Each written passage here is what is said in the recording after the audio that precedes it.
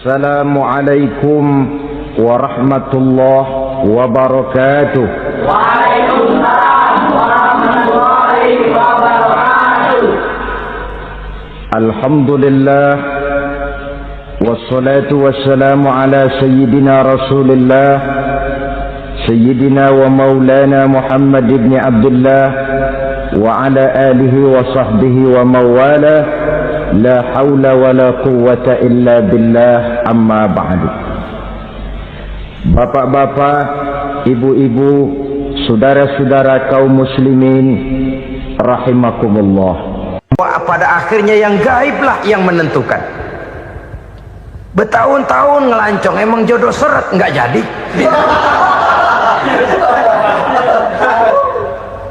Begitu kenal baru setengah malam nginep ditangkap hansip kan.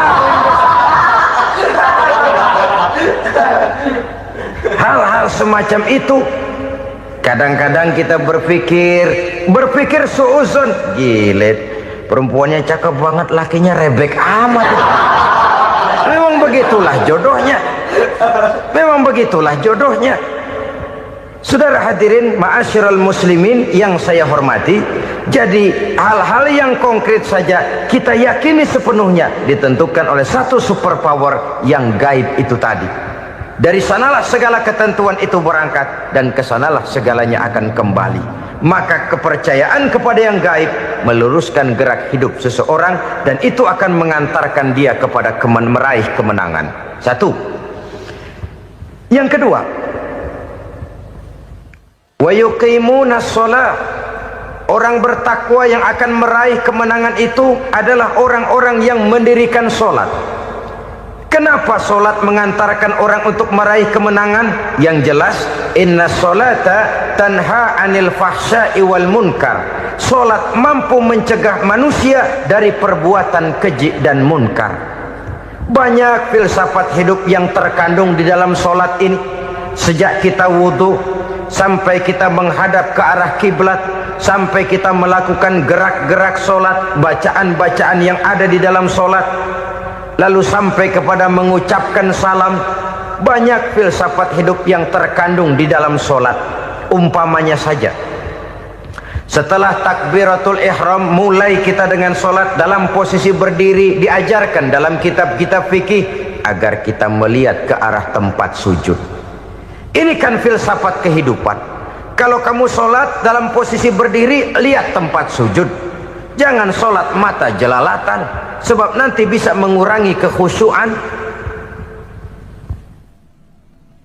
Jadi wajar kalau yang dikatakan bahwa yang paling afdol adalah shaf yang di depan.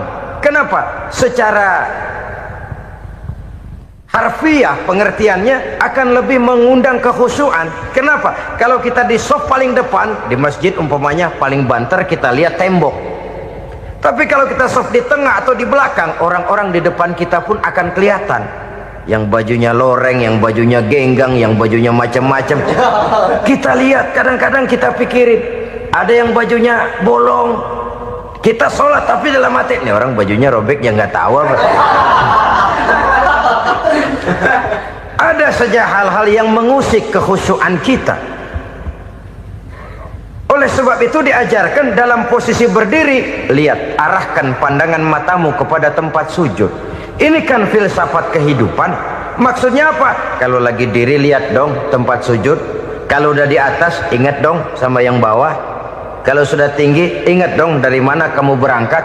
Kalau sudah berkuasa bantu dong yang lemah. Kalau sudah kaya santuni dong yang miskin. Kalau sudah alim bimbing dong yang awam. Ini filsafat kehidupan. Dalam posisi berdiri kau lihat tempat sujud. Ini akan melahirkan kepekaan sosial di mana seseorang mau tahu kepada orang lainnya. Bagaimanapun kaya kita, tinggi pangkat dan jabatan kita, jikalau hidup hanya untuk kepentingan perut sendiri saja, rasanya belum membawa manfaat di dalam kehidupan kita. Tapi efek yang tertinggi sesungguhnya, sholat mencegah manusia dari perbuatan keji dan munkar.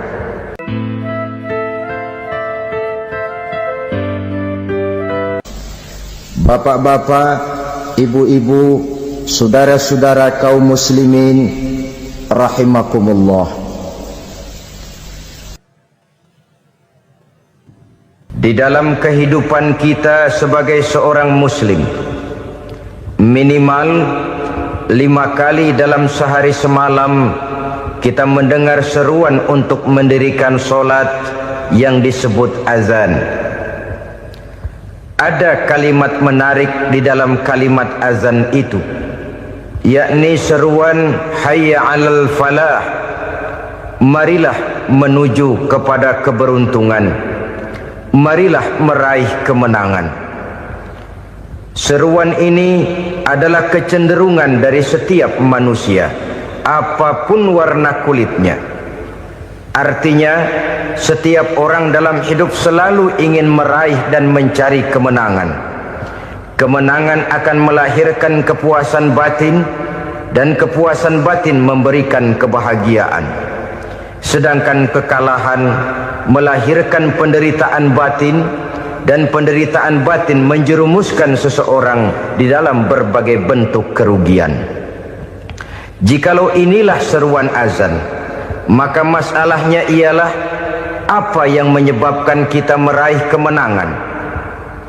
Al-Quranul Karim memberikan tuntunan dan ajaran kepada kita bahwa orang-orang yang memperoleh kemenangan itu tidak lain adalah orang-orang yang bertakwa. Hanyalah mereka yang bertakwa kepada Allah Subhanahu wa ta'ala pada akhirnya akan tampil sebagai pemenang. Lalu siapa orang yang bertakwa itu? Dijelaskan dalam awal-awal Al-Baqarah, orang yang bertakwa yang akan meraih kemenangan. Pertama, allazina yu'minuna bil ghaib, yaitu orang-orang yang beriman kepada yang gaib, percaya bahwa ada alam yang gaib, alam yang abstrak, alam yang tidak bisa dijangkau oleh salah satu daripada panca indera kita. Mereka percaya dan beriman kepada adanya malaikat, beriman kepada adanya iblis dan jin, beriman kepada adanya alam kubur, beriman kepada adanya alam mahsyar, beriman kepada adanya alam akhirat, beriman kepada adanya sorga dan neraka. Beriman bukan cuma sekedar beriman dalam ucapan bibir saja, tetapi beriman yang nilai iman itu mampu mewarnai gerak dan gaya hidupnya. Iman yang meresap sampai ke tulang sumsum, kemudian memberikan dampak positif di dalam kehidupan manusia. Alam, kita tahu, adalah sesuatu yang selain Allah, dan Allah bukanlah alam. Apapun namanya selain daripada Allah, itu adalah alam. Alam pada hakikatnya terbagi menjadi dua. Ada alam syahadah, alam nyata, alam konkret, alam yang bisa dijangkau oleh salah satu indera kita. Kemudian ada alam ghaib, alam yang tidak bisa dijangkau oleh panca indera kita, alam metafisika, alam abstrak, alam yang wajib kita imani keberadaannya. Kita percaya bahwa malaikat itu ada, kita percaya kepada jin, bahwa jin itu ada, kita percaya kepada adanya iblis dan setan. Bukan percaya kepada iblis dan setannya, percaya bahwa iblis dan setan itu ada. Itu termasuk salah satu daripada sifat orang yang bertakwa kepada Allah. Saudara-saudara kaum muslimin rahimakumullah, kecenderungan pembangunan yang lebih bersifat materialistis biasanya menggeser aspek kehidupan rohani. Orang berpikir empiri, dan dalam pola pikir yang demikian, maka alam gaib tidak lagi mendapat perhatian. Aspek kehidupan yang bersifat rohaniah malah mulai ditinggalkan. Akibatnya terjadilah kepincangan di dalam kehidupan kita. Pernah ada satu pengalaman pribadi dalam perjalanan kembali ke tanah air. Dalam pesawat di sebelah kanan saya duduklah seorang Jerman namanya Heiner Simonsen. Iseng saya ajak kenalan, saya ajak ngobrol, saya tanya dia. Saya bilang, Mas Henner ini, kalau pesawat yang kita tumpangi ini jatuh ke bawah, kira-kira apa yang bakal terjadi, Mas? Dia bilang, kita semua akan mati. Begitu? Iya. Oke. Apa itu mati? Tanya saya. Dia bilang, untuk tahu apa itu mati, kita harus tahu lebih dahulu apa itu hidup. Saya pikir nih bule bisa ngomong juga. Baiklah kata saya. Apa hidup menurut Anda itu? Oh, hidup itu dia bilang, kalau seluruh anggota badan kita bekerja secara normal. Paru-paru memompa darah secara normal, jantung berdetak secara normal, sel-sel tubuh bekerja secara fit, dan organisme tubuh hanya mau bekerja secara normal. Dia bilang, kalau kita memberi makan yang cukup, menu yang teratur, dan gizi yang lengkap. Saya bilang, kesimpulannya apa, Ner? Dia jawab, hidup adalah dari tangan ke mulut. Life is from the hand to the mouth, kata dia. Hidup adalah dari tangan ke mulut. Jadi masalah hidup tidak lebih daripada masalah isi perut. Orang pergi pagi, pulang sore, peras keringat, banting tulang, perut yang dibelain. Saya bilang, you are wrong.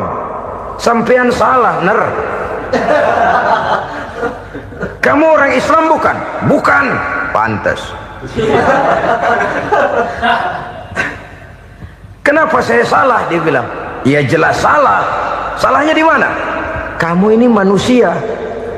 Kalau hidup cuma dari tangan ke mulut, saya bilang, kambing di kampung saya juga begitu pikirannya, Ner. Itu kambing di kampung saya, asal perutnya kenyang, sudah hidup dia. Perkara besok bagaimana, lusa prospeknya macam mana, bulan depan ada apa, kambing nggak pernah mikir. Di kampung saya kambing juga pikirannya begitu. Kamu Kristen ya? Tadinya. Loh kok tadinya, lalu apa sekarang kamu ini? Dia bilang, sekarang saya netral. Saya tidak beragama, tapi saya percaya kepada Tuhan sebagai pencipta alam. Saya ingat benar dia bilang, I haven't any religious, but I believe to God as the creator of the world. Kenapa bisa netral begitu, Ner? Habis saya bingung katanya. Islam bilang Islam baik, Kristen bilang Kristen baik, Hindu Buddha bilang Hindu Buddha baik, semua agama baik. Saya netral sekalian, nggak beragama. Yang penting saya percaya kepada Tuhan. Saya bilang, Ner, kamu ini kayak orang mau beli celana, lalu bingung.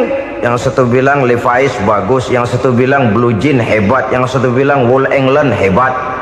Celana ini hebat, celana itu bagus, celana ini hebat. Semua celana bagus, kamu bingung. Akhirnya netral, tidak pakai celana. Itu juga salah. Saya pikir-pikir, kemudian saya melihat bahwa dua pola berpikir Henner ini nampaknya sudah mulai menggejala di lingkungan masyarakat bangsa kita. Disadari atau tidak, secara jujur kita harus berkata, dua pola pemikiran Henner ini mulai berkembang di tengah masyarakat bangsa kita. Pertama, pola pikir materialisme. Hidup adalah dari tangan ke mulut. Masalah hidup tidak lebih masalah isi perut. Itu yang perlu dibela, dan disitulah arti kehidupan. Pergi pagi, pulang sore, peras keringat, banting tulang untuk mempertahankan perut.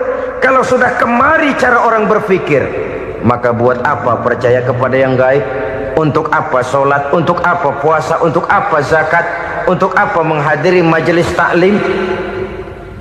Tanpa kepercayaan kepada yang gaib, hidup berjalan menurut alur empiris dan materialis. Kalau sudah ke sana cara orang berpikir, biasanya orang lalu cenderung menghalalkan segala cara. Hanyalah orang yang percaya bahwa akhirat ada. Hanyalah orang yang percaya bahwa alam kubur itu ada. Hanyalah orang yang percaya bahwa malaikat itu ada, hidupnya akan lebih terarah dan terkendali. Karena kepercayaan kepada yang gaib yang merupakan fase daripada kehidupan setelah hidup yang sekarang ini, mewarnai gerak pribadi seseorang di dalam dia melakukan kegiatan hidupnya. Pola berpikir materialisme, disadari atau tidak, mulai menggejala di lingkungan masyarakat bangsa kita. Hidup tidak lebih dari urusan tangan ke mulut, mulut ke tangan, tangan ke mulut. Asal perut sudah kenyang, hiduplah sudah. Perkara bagaimana prospek hari yang akan datang, bagaimana akhirat, tidak jadi persoalan. Ini yang oleh Nabi diperingatkan, ad-dunya sijnul mu'min wa jannatul kafir.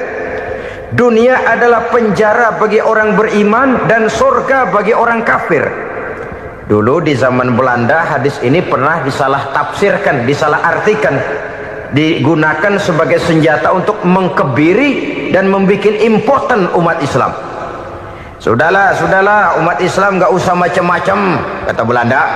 Dunia ini kan penjara buat orang Islam, surga buat orang kafir. Di penjara jangan bertingkah.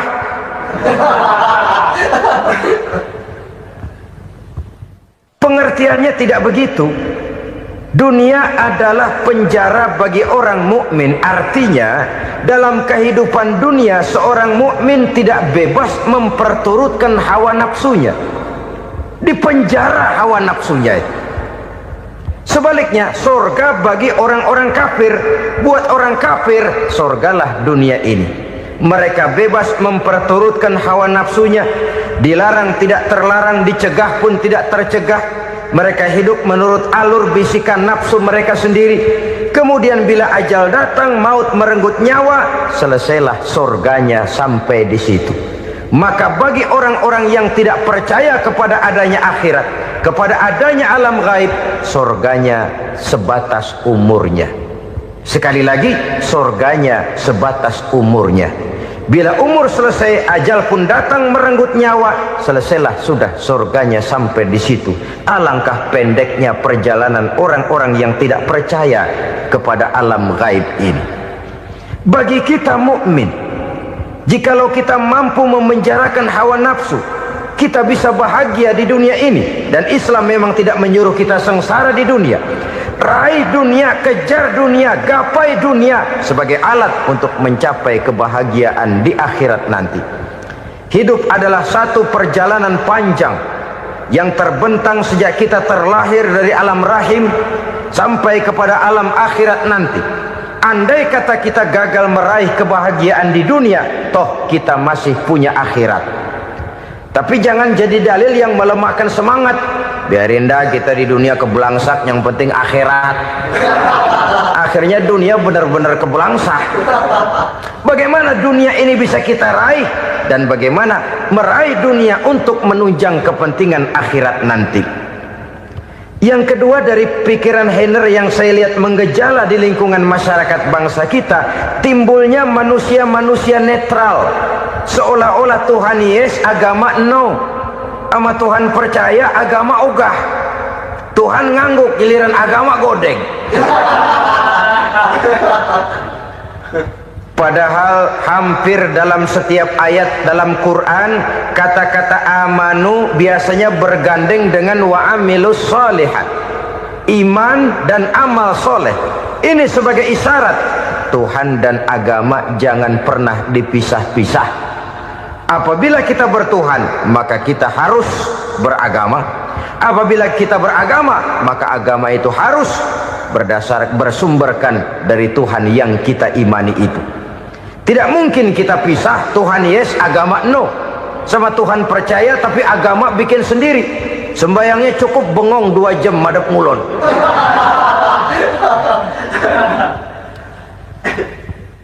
Saudara-saudara kaum muslimin rahimakumullah.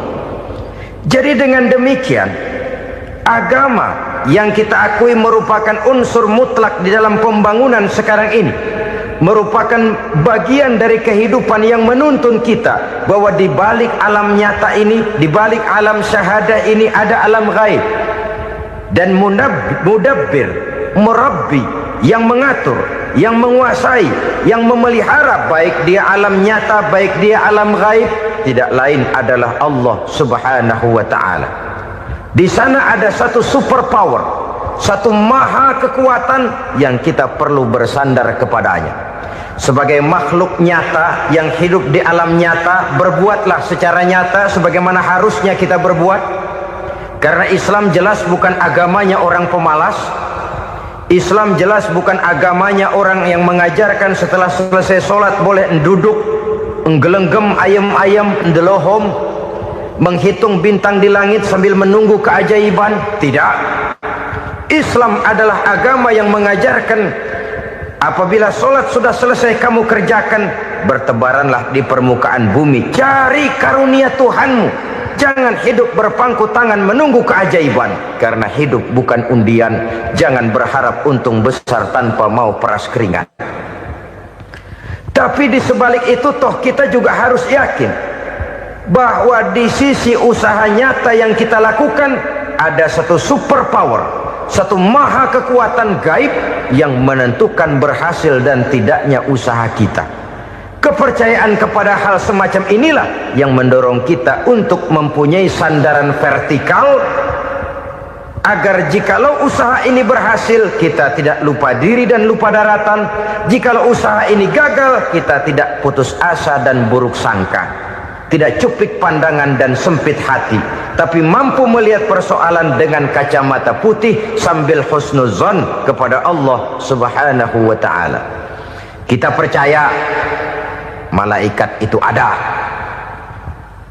yang namanya Raqib dan Atid, mengawasi gerak hidup kita sampai kepada gerak hati kita. Ini memberikan sugesti agar kita berhati-hati, tidak sejengkal tanah pun kita bisa berlindung dari pengawasan Raqib dan Atid. Ada Munkar Nakir yang akan menyoal kita di alam kubur. Ada malaikat Malik penjaga neraka, ada malaikat Ridwan yang menjaga surga. Kita percaya kepada adanya jin, kita percaya kepada adanya setan, iblis. Percaya kepada adanya, bukan mempercayai si setan, si iblis lalu menjadikannya sebagai teman. Tidak. Percaya bahwa mereka itu ada dan merupakan makhluk Allah yang gaib yang diciptakan Allah Azza wa Jalla. Kepercayaan kepada alam gaib memberikan motivasi terhadap gerak lahir manusia, sehingga dengan motivasi kepercayaan kepada yang gaib, gerak lahir jadi lebih terarah, jadi lebih terpelihara. Pernah seseorang bertanya, "Pak, apakah adanya akhirat bisa dibuktikan secara ilmiah?" Saya bilang tidak bisa, tidak bisa. Kenapa? Karena yang berangkat nggak pernah pulang kembali lagi. Kalau dia pulang kemari bisa kita tanya bagaimana enak di sono. Cuma secara moral saya katakan, lebih beruntung orang yang percaya kepada akhirat daripada yang tidak. Sekarang saudara percaya akhirat ada, lalu saudara baik-baik di dunia, sholat, puasa, zakat, menolong orang lain, menebarkan kebajikan. Saudara mati, andai kata akhirat tidak ada, toh dalam hidup saudara sudah berbuat baik, paling tidak nama saudara akan dikenang sebagai orang baik. Sebaliknya, saudara percaya, kata saya, bahwa akhirat tidak ada, lalu hidup semau-maunya, tenggelam dalam maksiat dan munkarat, menentang Allah, tidak mau ruku dan sujud, lalu saudara mati, kemudian akhirat ada, ayo mau apa? Bekal tidak punya. Jadi secara moral lebih beruntung orang yang percaya kepada adanya akhirat daripada yang tidak percaya. Dan itu alam gaib yang tidak bisa dibuktikan secara eksat. Jangankan untuk membuktikan seperti itu, dalam kehidupan sehari-hari saja yang kita rasakan tidak selalu berbentuk toh. Angin, bagaimana sih bentuknya angin? Kita tidak tahu. Merah, buktinya kalau dikerok merah. Yang merah itu kulit, yang kulit kita bukan anginnya. Sakit, rasa sakit itu ada, tapi bagaimana bentuk sakit kita nggak pernah tahu. Kalau kita makan cabai pedas, bagaimana bentuk pedas itu tidak ada, tapi rasa ada. bentuk pedas hijau, cabenya bukan pedasnya. Tidak semua yang kita rasakan bisa kita gambarkan dalam bentuk yang konkret. Oleh karena itu, sekali lagi bahwa kepercayaan kepada alam yang gaib mampu memberikan satu sugesti yang menata kehidupan seseorang lebih lurus, lebih terarah, dan lebih terkendali. Maka wajar kalau kepercayaan kepada yang gaib mengantarkan seseorang untuk meraih kemenangan. Kenapa? Dia percaya kepada yang gaib, bahwa akhirat ada, bahwa alam kubur ada, bahwa pertanggungan jawab itu ada. Maka dia lalu tidak hidup saenae udele dewe, gitu loh. Tidak hidup menurut seleranya sendiri, terarah, teratur. Ini cirinya yang pertama. Orang bertakwa yang akan meraih kemenangan, mereka beriman, mereka percaya kepada yang gaib. Bahkan hal-hal konkret saja selalu berangkat dari yang gaib. Saudara-saudara, para remaja, para pemuda sekarang ini tidak pernah tahu toh siapa yang akan jadi teman hidup saudara. Kita bisa saja ngerancang, mentargetkan, tapi toh akhirnya yang namanya jodoh bukan kekuasaan kita. Rezeki di luar kemampuan kita. Begitu juga ajal, maut, jodoh, ajal adalah contoh-contoh konkret bahwa pada akhirnya yang gaiblah yang menentukan. Bertahun-tahun ngelancong, emang jodoh seret, nggak jadi.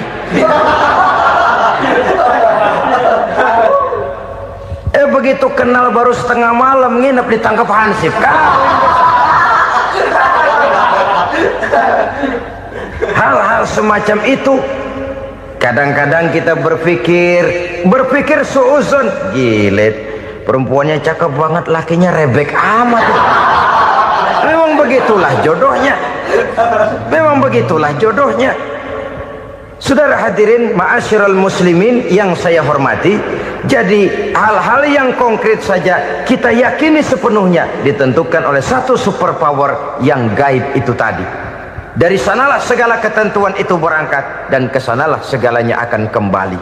Maka kepercayaan kepada yang gaib meluruskan gerak hidup seseorang dan itu akan mengantarkan dia kepada meraih kemenangan. Satu.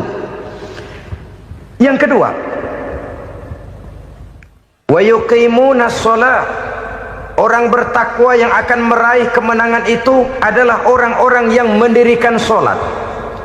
Kenapa sholat mengantarkan orang untuk meraih kemenangan? Yang jelas, inna sholata tanha anil fahsya'i wal munkar. Sholat mampu mencegah manusia dari perbuatan keji dan munkar. Banyak filsafat hidup yang terkandung di dalam sholat ini. Sejak kita wudhu sampai kita menghadap ke arah kiblat, sampai kita melakukan gerak-gerak sholat, bacaan-bacaan yang ada di dalam sholat, lalu sampai kepada mengucapkan salam. Banyak filsafat hidup yang terkandung di dalam sholat. Umpamanya saja, setelah takbiratul ihram mulai kita dengan sholat dalam posisi berdiri, diajarkan dalam kitab-kitab fikih agar kita melihat ke arah tempat sujud. Ini kan filsafat kehidupan. Kalau kamu sholat dalam posisi berdiri, lihat tempat sujud. Jangan sholat mata jelalatan, sebab nanti bisa mengurangi kekhusyuan. Jadi wajar kalau yang dikatakan bahwa yang paling afdol adalah shaf yang di depan. Kenapa? Secara harfiah pengertiannya akan lebih mengundang kekhusyuan. Kenapa? Kalau kita di shaf paling depan di masjid umpamanya paling banter, kita lihat tembok. Tapi kalau kita shaf di tengah atau di belakang, orang-orang di depan kita pun akan kelihatan. Yang bajunya loreng, yang bajunya genggang, yang bajunya macam-macam. Kita lihat, kadang-kadang kita pikirin, ada yang bajunya bolong. Kita sholat tapi dalam hati, nih orang bajunya robek yang nggak tahu apa. Ada saja hal-hal yang mengusik kekhusyuan kita. Oleh sebab itu diajarkan dalam posisi berdiri, lihat, arahkan pandangan matamu kepada tempat sujud.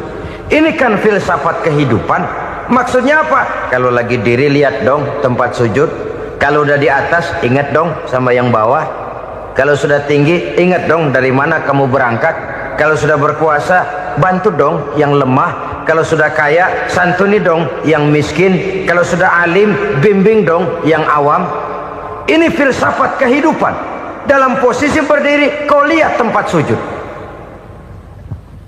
Ini akan melahirkan kepekaan sosial, di mana seseorang mau tahu kepada orang lainnya. Bagaimanapun kaya kita, tinggi pangkat dan jabatan kita, jikalau hidup hanya untuk kepentingan perut sendiri saja, rasanya belum membawa manfaat di dalam kehidupan kita. Tapi efek yang tertinggi sesungguhnya, solat mencegah manusia dari perbuatan keji dan munkar. Perbuatan keji dan munkar, walaupun kelihatannya mendatangkan uang, membawa keuntungan, tapi itu keuntungan semu, keuntungan sementara. Dengan menipu orang lain kita bisa dapat untung, tapi tidak membawa berkah, dan itu adalah kerugian besar dalam kehidupan kita. Maka untuk meraih kemenangan harus dimulai dengan membentuk kepribadian yang tegar, memiliki sandaran vertikal yang langsung kepada Allah Subhanahu wa ta'ala, dan itu hanya bisa kita tempuh melalui jalur ibadah formal yang sudah ditentukan Allah, yakni solat yang 5 waktu. Untuk memperkuat itu ada solat-solat sunnah, rawatib, nawafil sebagai terminal kontrol cadangan untuk memelihara stabilitas temperatur batin di dalam kita berhubungan dengan zat yang maha gaib, yaitu Allah Subhanahu wa ta'ala. Orang sering bertanya, Pak, itu tetangga saya nggak sholat, duitnya nggak habis-habis, Pak. Nggak sholat tapi mobilnya tambah terus. Nggak sholat tapi usahanya makin maju. Tapi di sisi lain ada orang yang rajin sholat, rezekinya butak bener. Anaknya mana kurus, mana korengan. Saudara hadirin ma'asyiral muslimin rahimakumullah. Harus saya katakan bahwa solat memang bukan untuk cari duit. Solat adalah sandaran vertikal kita kepada Allah. Sedangkan soal rezeki itu berkaitan dengan sifat Allah maha pengasih dan maha penyayang. Allah maha pengasih, siapapun dikasih kalau mau usaha. Allah maha penyayang, tidak semua orang disayang oleh Allah Azza wa Jalla. Dan belum tentu banyak harta itu merupakan nikmat. Mungkin juga istidraj. Artinya istidraj itu dikasih tapi diambulin, kalau bahasa Betawinya itu. Dikasih tapi diambulin, itu bukan merupakan nikmat sesungguhnya, lebih merupakan azab dari Allah Subhanahu wa ta'ala.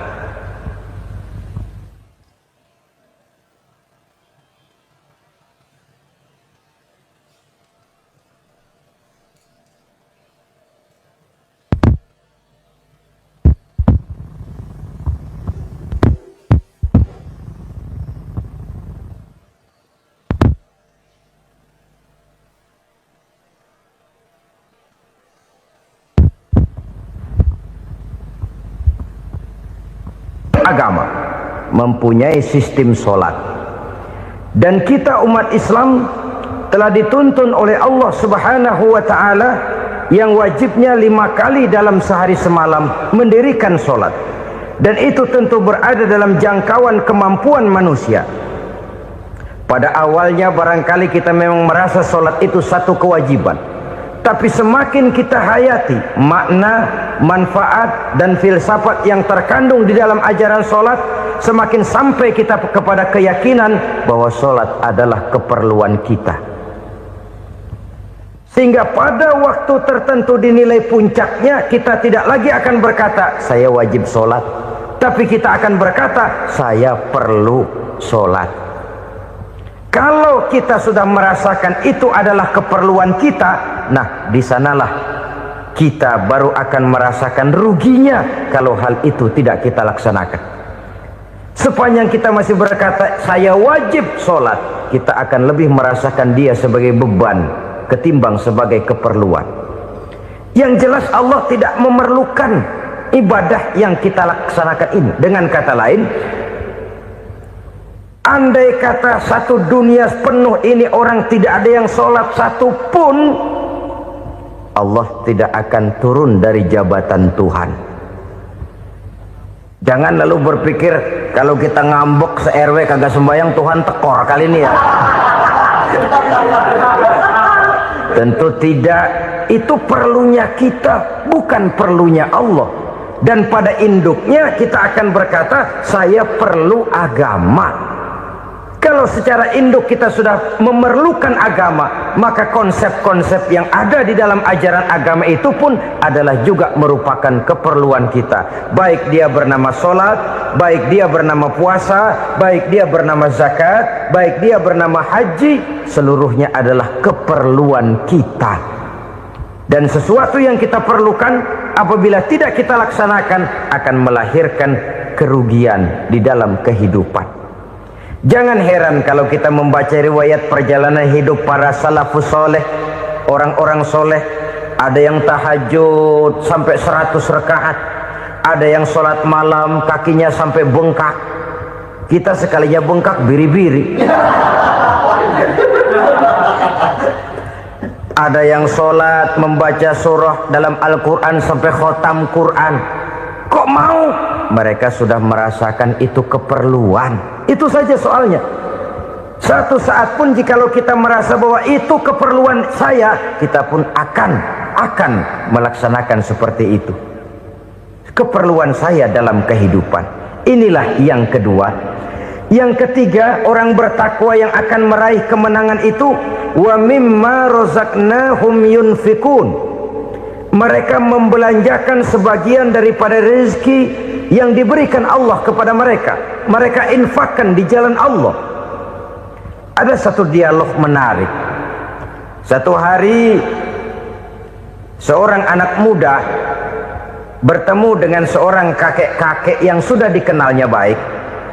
Bertanyalah anak muda ini, "Kek, umur kakek berapa tahun?" 15 tahun, kata si kakek. "Anak kakek berapa orang?" 1. "Harta kakek berapa banyak?" 15 juta. Si anak muda ini bengong, lalu protes, "Kok kakek bohongin saya?" "Kenapa?" "Saya tahu umur kakek 70 tahun. Kenapa ngaku 15? Saya tahu anak kakek 5. Kenapa bilang 1? Saya tahu kakek miliuner, miliaran uang kakek. Kenapa ngaku cuma 15 juta? Begini, kata si kakek tadi. Benar, umur saya 70 tahun. Tapi dari umur yang 70 tahun itu baru 15 tahun terakhir ini saya merasakan ibadah kepada Allah. Meninggalkan maksiat, jauh dari segala macam munkarat. Maka yang 15 tahun inilah yang benar-benar saya rasakan sebagai umur saya. Benar anak saya 5, tapi yang 4 susah diatur. Cuman 1 rasanya nih yang bakal jadi si buah hati belahan jantung pelanjut cerita penerus sejarah. Cuma 1 ini yang saya harapkan, yang akan jadi anak soleh, yang akan membuat saya menerima pensiunan pahala. Kalau yang 4 apek dah, nggak ada harapan. Yang 1 nyekek botol melulu. Oh begitu, iya. Lalu kenapa kakek bilang harta kakek cuma 15 juta padahal saya tahu kakek uangnya miliaran, depositonya banyak? Ya karena 15 juta itulah yang saya ingat yang pernah saya belanjakan di jalan Allah. Saya merasa itulah harta saya yang sebenarnya. Yang miliaran yang saya simpan di bank kelak, kalau satu saat saya mati, akan jadi rebutan di antara anak-anak saya. Iya kalau anak saya soleh kayak yang 1 ini. Kalau yang 4 tadi udah tulen dia bakal berantem dah berebut tuh. Jadi 15 juta yang saya belanjakan di jalan Allah inilah yang saya merasakan benar-benar harta saya yang sesungguhnya. Dialog ini patut menjadi bahan renungan kita bersama. Diberikan kita umur 40, 50, 60, 70, 80. Berapa tahun dari umur yang diberikan itu yang jalan mulus, yang kita gunakan untuk melaksanakan ibadah? Banyak harta kita simpan di bank, di lemari, di dompet, di tas. Tapi berapa yang sudah kita depositokan di jalan Allah yang akan menemani kita di hari kita kembali nanti? Maka orang bertakwa yang akan meraih kemenangan, wa mimma razaqnahum yunfikun, mereka membelanjakan sebagian dari rezeki yang diberikan Allah di jalan Allah subhanahu wa ta'ala. Ma'asyiral muslimin rahimakumullah, zahirnya memang kita memberikan kepada orang lain, tapi hakikatnya kita menyimpan untuk diri kita sendiri. Kita memberikan kepada yatim piatu 25.000, zahirnya kita memberikan si yatim, hakikatnya kan kita cuma nyimpan. Saya berikan, titip kepadamu, ini untuk saya di akhirat. Kau boleh belikan baju, kau boleh belikan untukmu makan, kau boleh bayarkan sekolahmu, ini untuk saya. Hakikatnya kita nyumbang masjid 1 juta, zahirnya kita berikan kepada panitia masjid, tapi hakikatnya kan cuma titip 1 juta ya, untuk saya di alam kubur nanti.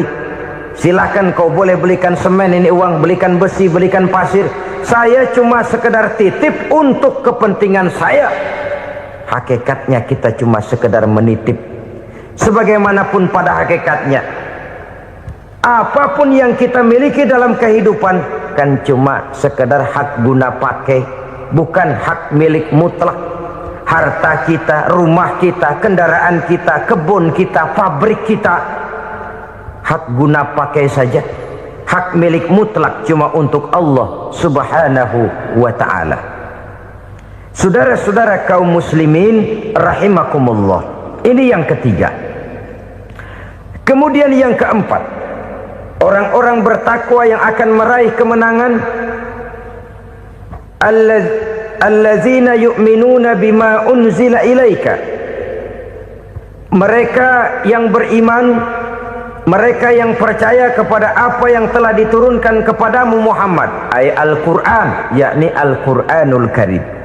Setelah percaya kepada yang gaib, mendirikan solat, kemudian menginfakkan sebagian dari rezeki yang diberikan Allah, mereka juga lalu percaya kepada yang diturunkan terhadap Nabi, yaitu tidak lain Al-Quranul Karim. Sekali lagi di sini, percaya bukan hanya sekedar percaya saja, tetapi percaya lalu menjadikan Al-Quran itu sebagai pedoman hidup. Sebab memang Al-Quran itu adalah GBHM, garis-garis besar haluan muslim. Apa yang harus kita lakukan, apa yang harus tidak kita lakukan, bagaimana mestinya kita bertingkah laku dan berbuat, seluruhnya tercantum di dalam Al-Quranul Karim. Itu sebabnya ketika satu hari Aisyah ditanya bagaimana akhlak Rasul, beliau menjawab, kana Rasulullah sallallahu alaihi wasallam khuluquhul Quran. Akhlak daripada Rasulullah tidak lain adalah Al-Quran. Jawaban simpel ini memberikan gambaran bahwa keseluruhan daripada konsepsi Quran sudah diterjemahkan dalam kehidupan Rasulullah sallallahu alaihi wasallam. Karena kita tahu akhlak adalah keseluruhan dari gerak hidup manusia. Sejak ia berpribadi, berumah tangga, bertetangga, bermasyarakat, sampai kepada berbangsa dan bernegara, Al-Quran tetap memberikan sentuhan nilainya. Oleh karenanya, orang-orang yang bertakwa adalah orang-orang yang menjadikan Al-Quran sebagai pedoman dalam kehidupannya. Dan kita yakini Al-Quran diturunkan kepada Nabi Muhammad bukan merupakan produk Nabi Muhammad. Isi dan redaksinya langsung dari Allah subhanahu wa ta'ala. Kemudian cirinya yang kelima, orang bertakwa yang akan meraih kemenangan itu, wa ma unzila min qablika, tidak hanya sekedar percaya kepada yang diturunkan terhadap Nabi Muhammad yaitu Al-Quran, mereka juga percaya kepada apa yang pernah diturunkan kepada para nabi, kepada para rasul sebelum Nabi Muhammad. Percaya kepada adanya suhuf, percaya kepada adanya Taurat, percaya kepada adanya Injil, percaya bahwa Allah dahulunya sudah menurunkan Taurat kepada Musa, percaya bahwa Allah sudah menurunkan Injil kepada Isa, percaya Injil ada, Taurat ada, diturunkan Allah untuk Isa dan Musa, tetapi tidak wajib mengamalkannya karena kita sudah diberikan Al-Quranul Karim. Ini yang perlu saya garis bawahi. Kita percaya Allah telah menurunkan Injil dahulu kepada Isa.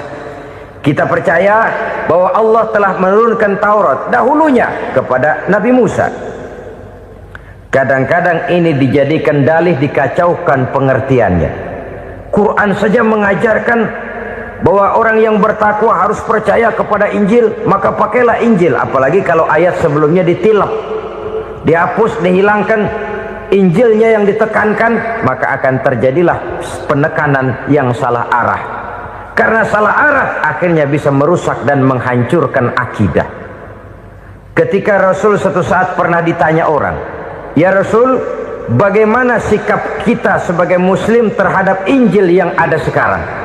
Beliau menjawab, "La tukadzibuhu jami'an wa la tusaddiquhu jami'an." Jangan didustakan seluruhnya, jangan juga dibenarkan semuanya. Artinya, ini sudah merupakan gambaran dari Rasul bahwa dalam Injil yang ada sekarang masih ada ajaran-ajaran tauhid yang dibawa oleh Nabi Isa dan diajarkan kepada umatnya. Tapi juga dalam Injil yang sekarang ini sudah terkena intervensi dan investasi manusiawi. Karena itu Rasul menyimpulkan, la tukadzibuhu jami'an wa la tusaddiquhu jami'an. Jangan didustakan semua, jangan dibenarkan seluruhnya. Kita memang percaya Allah telah menurunkan Injil kepada Nabi Isa dulu, tapi kita tidak wajib mengamalkan Injil. Kita percaya Allah telah menurunkan Taurat kepada Nabi Musa, tapi kita tidak wajib mengamalkan kitab ajaran Taurat. Yang wajib kita percayai dan kita amalkan hanyalah Al-Quranul Karim. Kenapa? Oleh karena baik yang ada di dalam Taurat, baik yang ada di dalam Injil, tentu tercakup di dalam Al-Quran sebagai kitab terakhir yang diturunkan oleh Allah Subhanahu wa Ta'ala. Dan itu wajar. Kalau seorang pejabat mau mengeluarkan satu keputusan baru, tentu dia harus meninjau keputusan-keputusan lama. Andai kata dianggap tidak berlaku, dianggap tidak relevan lagi, maka keputusan-keputusan lama itu tentu sudah dianggap tidak berlaku. Sebagian daripada aturan-aturan dalam keputusan lama yang masih dianggap relevan tercantum dalam keputusan baru yang wajib diamalkan. Begitulah hubungannya antara Al-Quran, Taurat, Zabur, dan Injil. 4 kitab samawi yang diturunkan Allah masing-masing kepada Zabur untuk Nabi Daud, Taurat untuk Nabi Musa, dan Injil untuk Nabi Isa alaihi wassalatu wassalam. Ketiga-tiga kitab itu kita percayai adanya. Kita yakini Allah telah menurunkan Zabur, Taurat, dan Injil, tapi kita tidak wajib mengamalkannya. Yang wajib kita mengamalkannya sekarang ini tidak lain hanyalah Al-Quranul Karim saja, karena ia mencakup apa yang ada di dalam Zabur, apa yang ada di dalam Taurat, dan apa yang ada di dalam Injil. Keotentikannya bisa dipertanggungjawabkan. Ya, tapi kan Nabi Muhammad sudah mati 14 abad yang lalu, dan di zaman beliau Al-Quran kan belum dikodifikasikan, belum ditulis. Bagaimana keotentikannya bisa dipertanggungjawabkan? Mudah saja. Allah berjanji, "Inna nahnu nazzalna dzikra wa inna lahu lahafizun." Kami yang menurunkan Al-Quran dan kami yang akan menjaga dan memeliharanya. Allah turunkan Quran, Allah menjaganya. Bagaimana cara Allah menjaga Al-Quran itu? Banyaknya orang-orang yang hafaz Al-Quran. Hafaz Al-Quran 30 juz, 114 surah, 6.666 ayat. Sehingga jangankan satu kata, jangankan satu ayat, satu kalimat saja berubah sudah akan timbul reaksi dan mudah dimengerti. Kenapa? Banyak orang-orang yang hafaz Al-Quran. Sedangkan pada setiap akhir tahun biasanya malaikat Jibril selalu mengadakan checking terhadap ayat-ayat yang diturunkan pada waktu itu. Di zaman Nabi sendiri sudah ada usaha kodifikasi. Dan yang lebih luar biasa lagi, sampai hari ini tidak seorang pun mampu membuat satu ayat saja semacam Al-Quran. Ke bahasa manapun dia diterjemahkan, naskah aslinya tetap ikut, rujukan dasarnya tetap ada. Berdasarkan itu maka tidak mungkin terjadi penyelewengan terhadap atau pemalsuan terhadap ayat-ayat Al-Quranul Karim. Kesuciannya, keotentikannya, kemurniannya bisa dipertanggungjawabkan. Ma'asyiral muslimin rahimakumullah. Oleh karenanya, konsepsi dasar daripada ajaran Islam ini memang tidak lain adalah Al-Quran dan Sunnah. Isi daripada agama Islam yang merupakan iman, Islam dan ihsan, konsepsi dasarnya tidak lain adalah Al-Quran dan Sunnah Rasulullah Sallallahu Alaihi Wasallam. Maka yang kita perlukan sekarang ini adalah terjemahan Al-Quran di dalam kehidupan kita. Dengan demikian, maka gaya kehidupan yang lebih Qurani itulah yang kita dambakan. Kita perlu memang terjemahan Quran dalam bahasa Inggris, dalam bahasa Belanda, dalam bahasa Jepang, tapi yang lebih kita perlukan adalah terjemahan Quran di dalam kehidupan kita. Konsekuen, tidak memanipulasi, ringan sama kita jinjing, berat sama kita pikul. Jangan kalau lempengan ayat Quran tuh kira-kira enak diamalin, keras teriakan kita. Giliran kira-kira ayat Quran itu mukul kepala kita sendiri, diam kita. Itu ciri yang pernah disindir Allah dalam awal-awal Baqarah juga. Ciri beragamanya orang yang munafik. Kullama adha'a lahum masyawfi, kata Allah, wa iza azlama alaihim qamu. Apabila terang mereka jalan, apabila gelap mereka berhenti. Artinya kalau kira-kira di Islam nguntungin, rame-rame pada teriak Islam. Tapi ketika diminta untuk berjuang, ketika dituntut untuk berkorban, rame-rame mengundurkan diri. Nasib agama tidak ubahnya seperti daun pisang yang dikait orang di tepi jalan lantaran tak berpayung di ketika hari hujan. Manakala hujan usailah sudah, daun itu pun dicampakkan di tepi jalan, diinjak pula orang nan lalu. Artinya orang menjadikan agama cuma sebagai lipstick, decoration only, tidak konsekuen. Hanya pada saat-saat kelihatannya Islam membawa keuntungan, rame-rame orang teriak-teriak tentang Islam. Tapi jikalau diminta berjuang, jikalau dituntut untuk berkorban, biasanya rame-rame juga mengundurkan diri. Jangan heran kalau mayoritas hitungan kita, tapi minoritas peranan kita. Kuantitas kita dalam jumlah, tapi dalam kualitas kita lebih sering jadi penonton daripada jadi pemain. Padahal itu sangat tidak boleh terjadi. Umat Islam di Indonesia harus bangkit. Umat Islam di Indonesia harus sadar akan keberadaannya. Tidak boleh hanya jadi penonton berpangku tangan. Karena memang agama kita juga mengajarkan untuk konsekuen di dalam menjabarkan ajaran-ajaran daripada agama kita. Kita sering jatuh menjadi umat yang lemah. Oleh karena kita ini tidak pandai menggalang kebersamaan yang diakibatkan tidak konsekuennya kita. Diistilahkan bahwa umat Islam di dalam menggalang kebersamaannya itu harus seperti orang main sepak bola. Saudara-saudara kan tahu orang main sepak bola itu.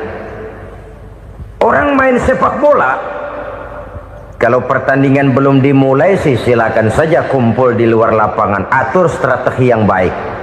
Tapi kalau pertandingan sudah dimulai, turun ke lapangan hijau, jangan kumpul terus. Ada sepak bola gotong royong, mundur-mundur rame-rame, depan ke depan kumpul melulu mainnya. Kalah. Orang main sepak bola itu ya harus ada penyerang tengah, harus ada penjaga gawang, harus ada strikernya, harus ada kiri luarnya, kanan dalamnya yang jadi backnya. Posisi boleh bermacam-macam, tapi yang penting saling ngoper untuk menggolkan gawang lawan. Begitulah umat Islam ini. Boleh ada yang jadi pejabat, boleh ada yang jadi pengusaha, boleh ada yang jadi petani, silakan ada yang jadi seniman, ada yang jadi penyair, ada yang jadi artis sekalipun. Tapi kalau sudah berhasil menguasai bola, jangan lupa operannya. Operan itu yang langka. Kita ini muslim kadang-kadang kalau sudah memegang menguasai bola, kalau belum mau mampus, belum mau ngoper. Nanti kalau sudah nggak punya bola, baru mau ngoper. Kalau sudah dengar-dengar mau dekat pensiun, baru mau jihad, baru mau berjuang, baru mau ngurus pesantren. Tanda tangan sudah tidak laku, memo sudah tidak dihargai, baru mau berjuang. Kemarin kemana, Mas? Kita tidak pandai memanfaatkan posisi. Dengan kata lain, kalau kembali kepada persoalan kita, konsekuensi kita terhadap agama yang kita anut ini belum ideal. Kita masih lebih sering berislam ini pada saat-saat yang menurut perhitungan kita membawa keuntungan.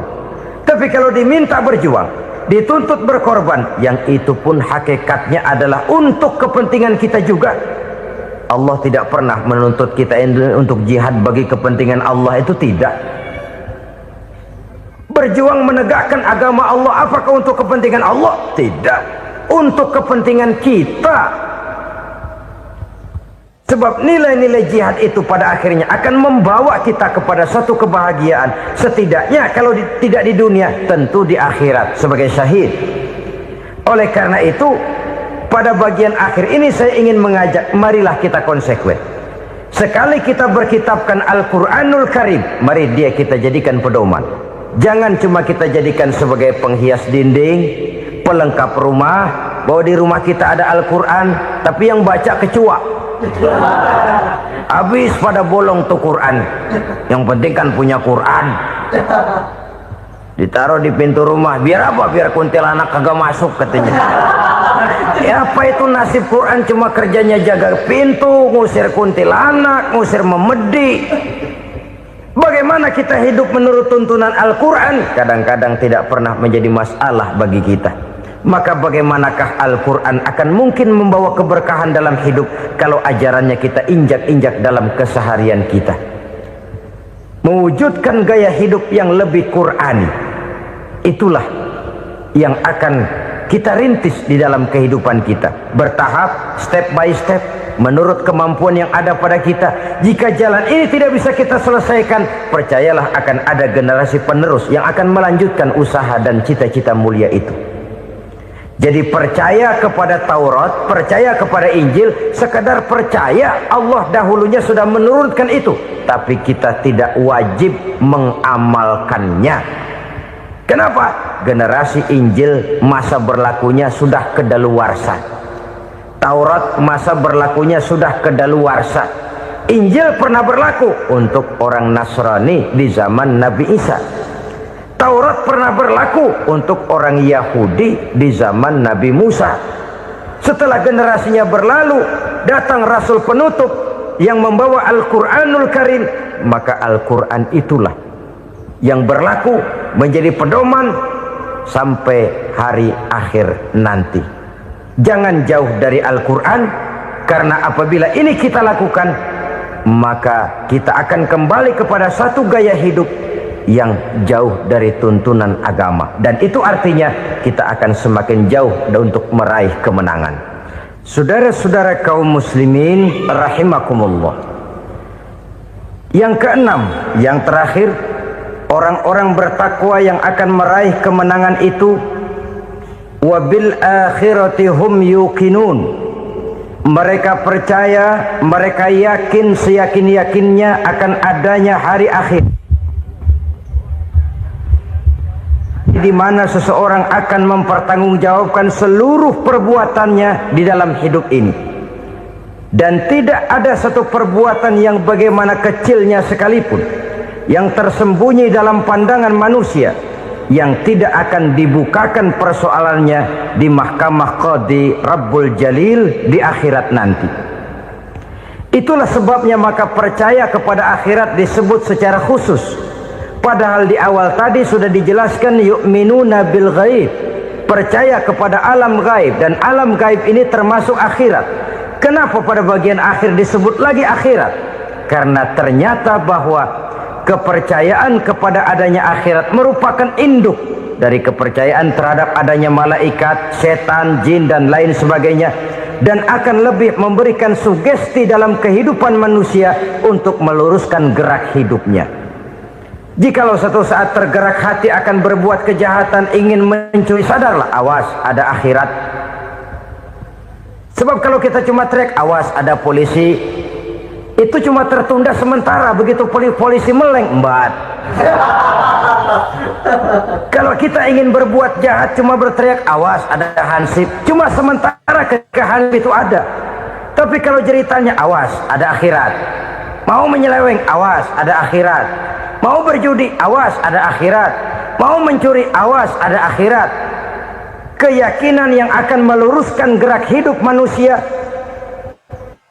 sehingga gerak itu jadi lebih terarah dan terkontrol, tidak merugikan baik diri sendiri, lebih-lebih orang lain. Ternyata bahwa kepercayaan kepadanya adanya hari akhirat sanggup menjadi sumber daya kontrol dari kehidupan manusia, sehingga ia tidak terjebak dalam perbuatan maksiat dan munkarat. Saudara-saudara kaum muslimin, inilah saja yang kita bicarakan pada pertemuan kali ini. Semoga Allah subhanahu wa ta'ala memberikan kekuatan zahir dan batin kepada kita untuk dapat meraih kemenangan dengan beriman kepada yang gaib, mendirikan solat, membelanjakan sebagian dari rezeki yang diberikan Allah, percaya kepada Al-Quran, beriman kepada kitab-kitab yang diturunkan sebelum Al-Quran, lalu meyakini adanya hari akhirat. Terima kasih atas segala perhatian, mohon maaf atas segala kekurangan. Usikum wa nafsi bitaqwallah. Wassalamu alaikum warahmatullahi wabarakatuh. Waalaikumsalam warahmatullahi wabarakatuh. Alhamdulillah, la hawla wa la quwwata illa billah, amma ba'du. Bapak-bapak, ibu-ibu, saudara-saudara kaum muslimin rahimakumullah. Yang celakanya lagi, lahirlah budaya jilat menjilat, upeti dan lain sebagainya, asal tujuan bisa tercapai. Sementara itu yang miskin ingin cepat menjadi kaya, sedang yang kaya ingin menjadi lebih kaya lagi. Kalau boleh tidak hanya sekedar dia saja yang kaya, anaknya harus kaya, cucunya tidak boleh miskin dan kere, bahkan cucu daripada cucunya pun harus jadi orang-orang kaya. Ini keinginan yang wajar. Setiap orang tua tentu tidak ingin meninggalkan anak cucunya dalam keadaan miskin dan terlunta-lunta. Yang tidak wajar kalau keinginan itu membuat orang lalu menghalalkan segala macam cara, menyalahgunakan fasilitas yang dimilikinya, apalagi kalau dia berada dalam satu posisi di mana seharusnya dia memberikan contoh dan keteladanan. Maka akibatnya timbullah krisis wibawa, yang dari krisis wibawa ini mengendorlah disiplin. Sesungguhnya orang lalai, orang tidak mau berdisiplin karena di mukanya, di matanya, dalam pandangannya tidak ada lagi orang yang dianggapnya berwibawa. Dan wibawa itu hilang oleh karena orang merasa tidak ada keteladanan yang patut dijadikan contoh dalam kehidupannya. Inilah sesuatu yang kurang dirasakan di zaman kita sekarang ini. Bukan kurangnya teori, bukan kurangnya segala macam kaedah dan dalil, tetapi yang kita rasakan sekarang ini kurangnya contoh dan keteladanan dari orang-orang yang seharusnya memberikan contoh dan keteladanan itu. Berangkat dari sejarah dan kehidupan Rasulullah sallallahu alaihi wasallam, keberhasilan yang beliau peroleh, salah satu dasar utamanya ialah satunya kata dan perbuatan. Tidak bermental ganda, tidak bermain minyak di atas air, tidak menggunting dalam lipatan. Lidahnya adalah hatinya, ucapannya adalah perbuatannya, dan apa yang beliau ajarkan kepada orang lain, beliaulah pelaksana pertamanya. Saudara-saudara kaum muslimin rahimakumullah. Sementara itu pada sisi lain, yang miskin ingin cepat menjadi kaya, maka ia terjebak dalam prinsip tujuan menghalalkan cara apapun saja dilaksanakan asal dia bisa segera menjadi kaya. Maka salah satu jalan yang banyak dilaksanakan orang untuk mencapai kekayaan tanpa harus peras keringat dan banting tulang seperti umumnya orang adalah melalui satu jenis permainan yang umumnya kita kenal dengan nama judi. Ada dua bentuk dan pola daripada judi. Walaupun seiring dengan kemajuan ilmu pengetahuan dan teknologi canggih, peradaban manusia semakin tinggi, maka jenis macam judi yang dimainkan oleh manusia ikut-ikut menjadi canggih. Tetapi pada umumnya ada dua jenis macam judi itu. Pertama, ada judi yang dilakukan secara langsung, dalam arti seorang petaruh berhadapan dengan bandar atau orang berhadapan dengan orang.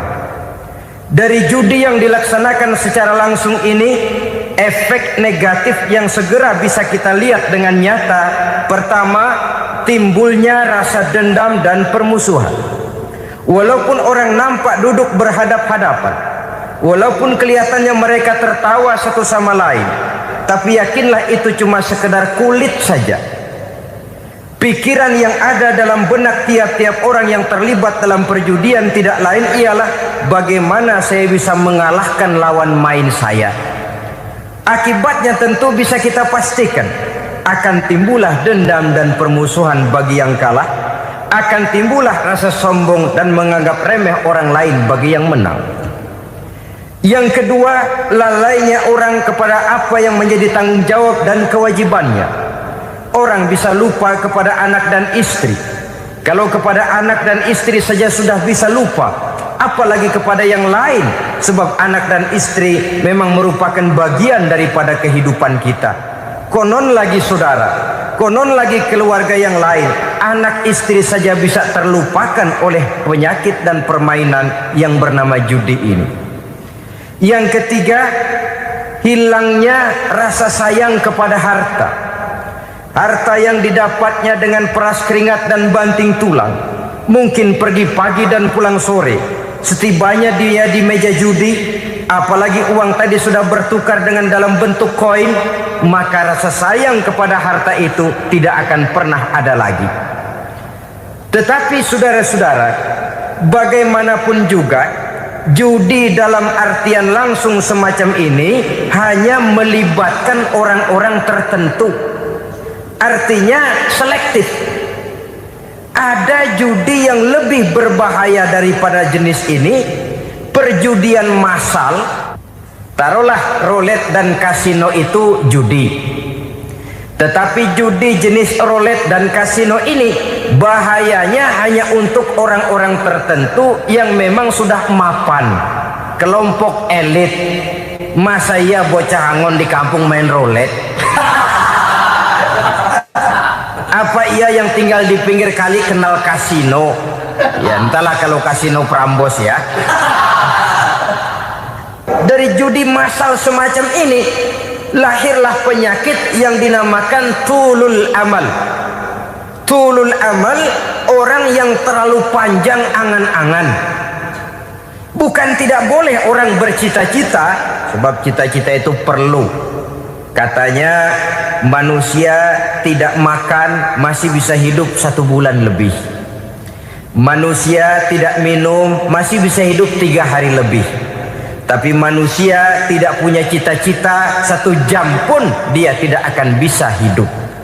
Karena faktor yang membuat kita bergairah menghadapi kehidupan, faktor yang mendorong kita untuk tetap berusaha dan tegar menghadapi resiko, karena adanya cita-cita di dalam kehidupan kita.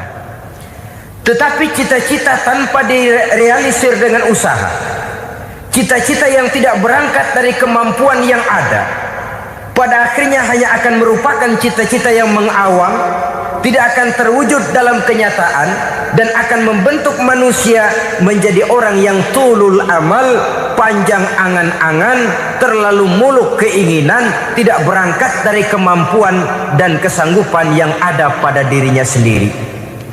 Maka penyakit inilah yang telah menghasilkan dan melahirkan penghayal-penghayal kelas berat, tukang-tukang ngelamun kelas tinggi yang hidup di angkasa luar.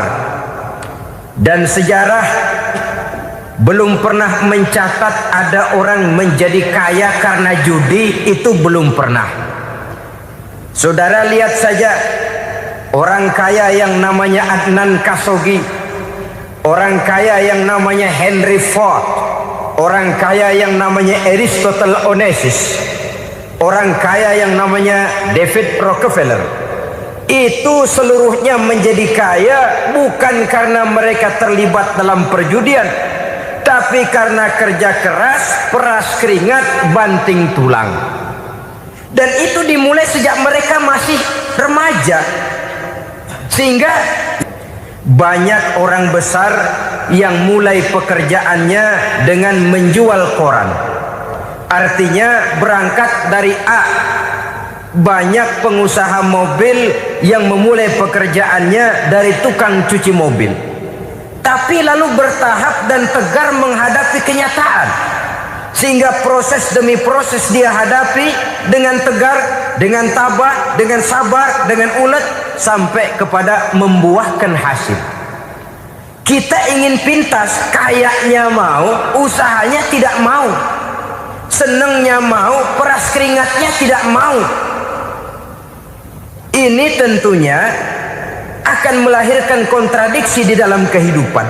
Maka dari jenis perjudian massal semacam ini lahirlah penyakit tulul amal, panjang angan-angan, terlalu muluk cita-cita. Bayangkan saja kalau ini terjadi secara massal, menimpa nasib rakyat kita di pedesaan yang jauh dari keramaian. Tiap hari mereka dinina-bobokkan oleh gambaran tentang akan diperolehnya uang dalam jumlah yang banyak dengan angka nol yang berentet. Tiap hari mereka melihat angka-angka itu. Mereka lambat laun akan terseret dalam arus tulul amal ini. Panjang angan-angan, muluk cita-cita, hanya dengan mengandalkan meja perjudian. Akibatnya timbul penyakit yang kedua, yang ketiga, yaitu malas berusaha. Orang kalau sudah terlalu asik berkhayal, menghitung bintang di langit, malas berusaha. Kalau ada temannya kerja jadi buruh kasar, bawa hasil yang merupakan jeripaya dan peras keringat dia, 1 minggu bergaji 10-15 ribu, diketawain. Apaan gaji lu 10 ribu, 15 ribu? Entar gua nih kalau ketembus 100 juta, entar. Yang 10 ribu dan 15 ribu keringat orang itu dihina, itu dicela. Tetapi dia selalu menghitung, entar nih gua. Entarnya wallahu a'lam. Saudara hadirin yang saya muliakan, timbullah sikap malas. Padahal di tengah negara sedang membangun di berbagai bidang kehidupan. Maka sifat malas ini merupakan musuh kita, baik mengejar kemiskinan, baik mengejar kebodohan dan keterbelakangan kita di sektor-sektor lainnya. Alangkah akan terganggunya roda pembangunan di negara kita ini jikalau sebagian besar rakyat dihinggapi oleh penyakit malas, yang malas ini dilatar belakangi oleh penyakit tulul amal, terlalu muluk angan-angan, yang angan-angan ini dinina-bobokkan oleh keinginan untuk mendapatkan untung yang besar tanpa peras keringat dan banting tulang. Sasaran yang lebih jauh, dan ini yang paling kita khawatirkan, hancurnya kubu-kubu pertahanan moral daripada bangsa kita.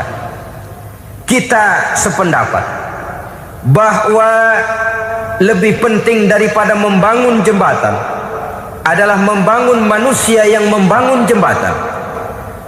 Bahwa lebih penting daripada mengaspal jalan raya adalah membangun mental manusia yang melaksanakan pengaspalan itu.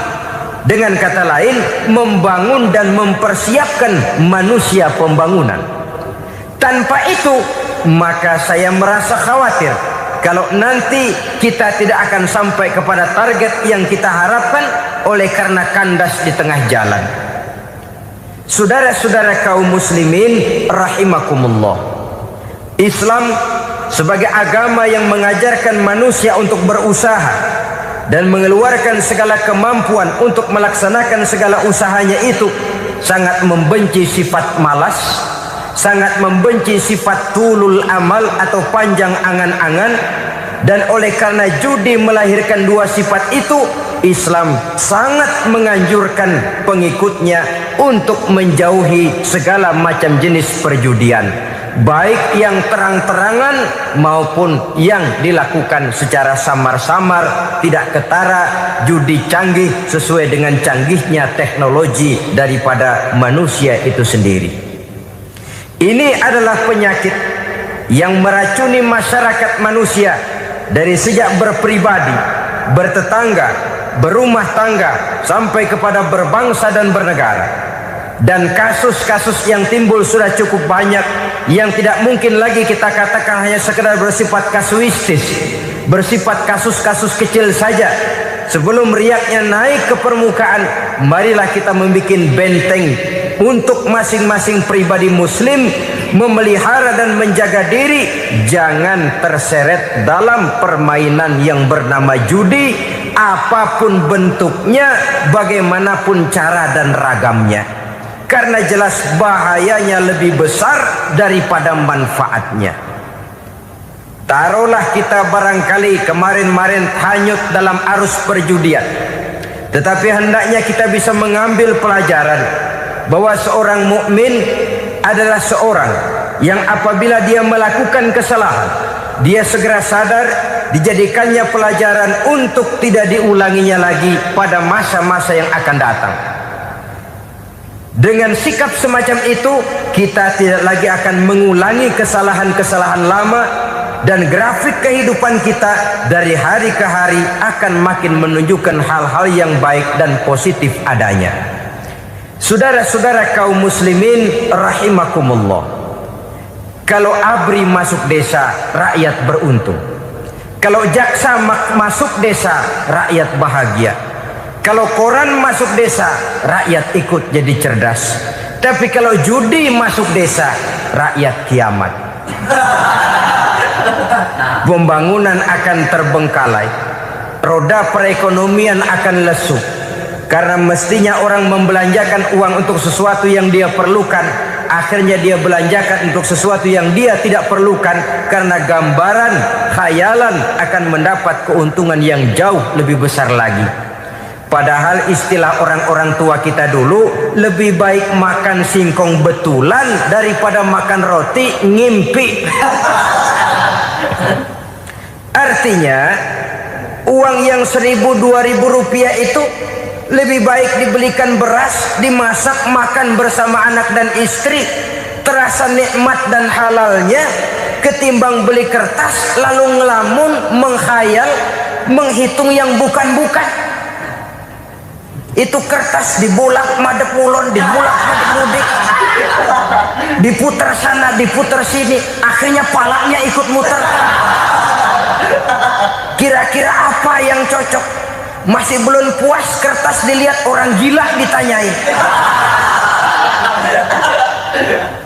Sudah tahu waras, orang gila yang ditanya. Masih belum puas, nanya orang gila, tidur di kuburan. Allahu Akbar.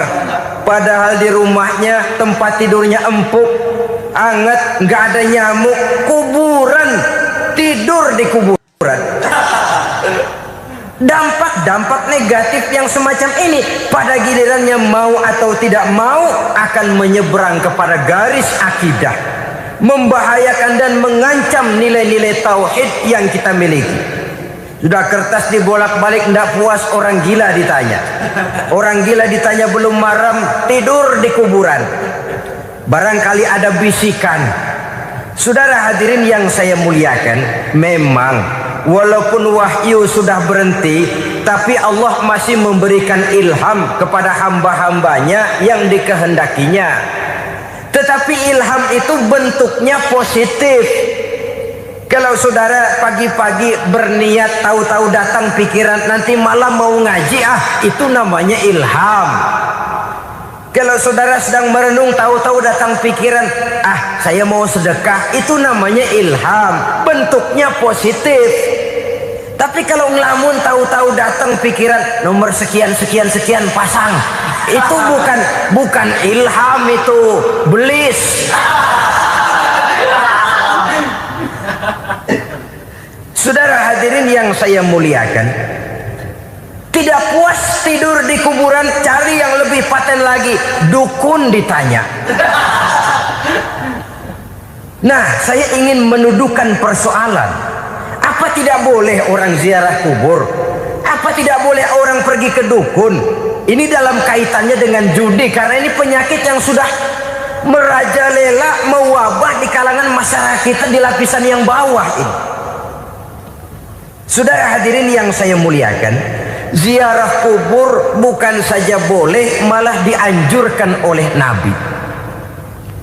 Tetapi ziarah kubur yang dianjurkan oleh Nabi itu dengan tujuan pertama, agar orang ingat kepada mati. Kafa bil mauti wa'izah, kata Nabi. Cukup dengan mengingat mati menjadi pelajaran bagi kamu semua. Maka etikanya diajarkan, kalau saudara ziarah kubur, sampai di depan pintu kubur itu kan, Assalamualaikum ya ahlal kubur wa inna insyaallahu bikum lahikun. Kami satu saat insya Allah pasti akan menyusul kamu. Kalau kamu sekarang berbaring di sini, satu saat kami akan berbaring di sini. Ziarah kubur mengingatkan orang kepada mati. Orang yang ingat kepada mati, gaya hidupnya lain dengan orang yang tidak ingat mati. Nah, orang kalau nggak ingat mati, gaya hidupnya nggak terkontrol. Kalau dia berkuasa, Fir'aun. Itu nggak ingat mati. Kalau dia kaya, Korun. Sudah gambarannya nggak merupakan gambaran-gambaran yang baik. Orang yang ingat mati, dia berkuasa, dia berlaku adil. Satu saat saya akan mati dan ini akan dimintakan pertanggungan jawab. Orang kaya ingat mati, dia akan jadi pemurah. Kenapa? Kalau saya diberikan ilmu, pertanyaan akhirat cuma satu, ilmumu kau amalkan untuk apa? Kalau saya diberikan umur panjang, pertanyaan akhirat cuma satu, umurmu kau habiskan di mana? Tapi jikalau saya diberikan harta, pertanyaan akhirat ada dua, hartamu kau dapat dari mana, kau belanjakan kemana? Depannya ditanya, belakangnya ditanya. Dapat dari mana, dibelanjain kemana?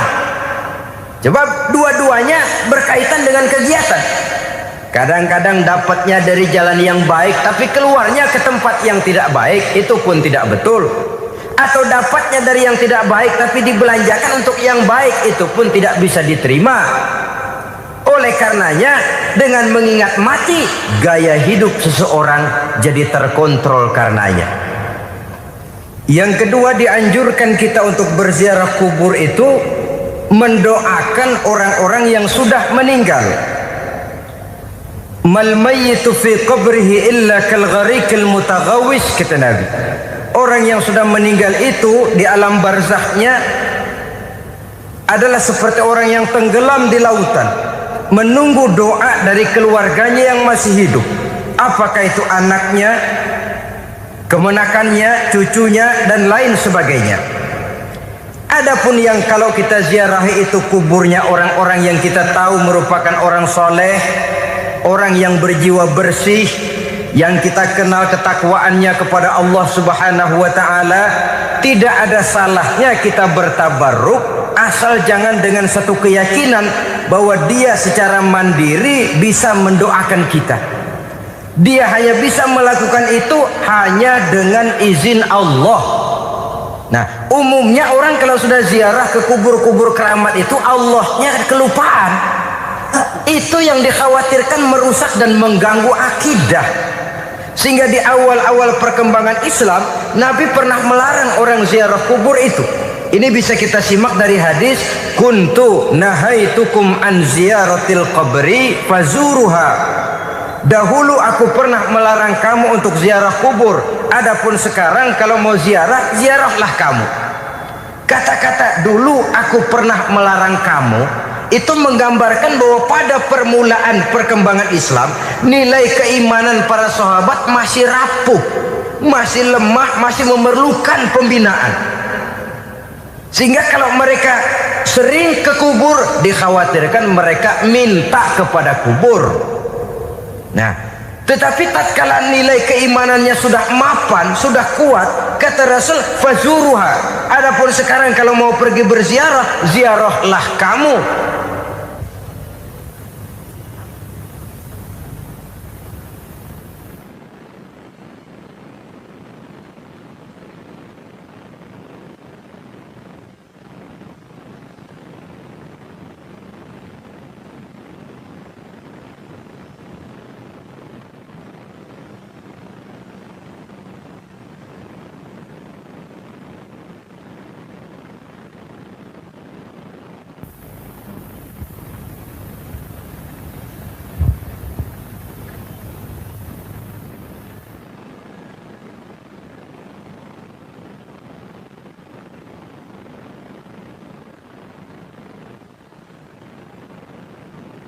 Saudara hadirin yang saya muliakan, jadi jangan melupakan Allah.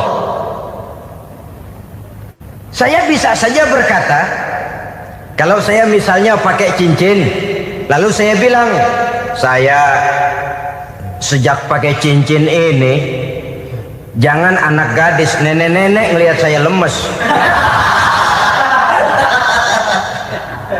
Atau sejak pakai cincin ini dagangan laris bener. Cincin itu yang menggelincirkan akidah. Untuk tidak tergelincir, orang harus tidak melupakan Allah. Dia bisa berkata, alhamdulillah Allah memberikan keistimewaan kepada batu cincin saya. Batu cincinnya tidak apa-apa, Allah yang memberikan keistimewaan. Ini dalam bentuk yang langsung. Dalam bentuk yang tidak langsung kita bisa lihat, misalnya kalau petani ditanya, oh ini bisa panen besar ini rahasianya apa Pak? Oh, pupuk urea. Pupuk urea. Nah, Allah nomor 16. Seorang petani yang baik keimanannya, dia akan berkata, kami bisa panen besar karena izin Allah. Lah kalau pupuknya mah pakai pupuk urea, izin Allahnya dulu, baru kemudian pupuknya nyusul. Jadi sebenarnya bukan cuma pergi ke dukun yang bisa merusak keimanan, pergi ke dokter juga bisa loh merusak keimanan. Kalau berkeyakinan bahwa dokter itulah yang memberikan sembuh, kenapa akidah saudara tidak tergelincir karenanya? Dokter hanya memberikan obat dan resep, sembuh itu datangnya dari Allah.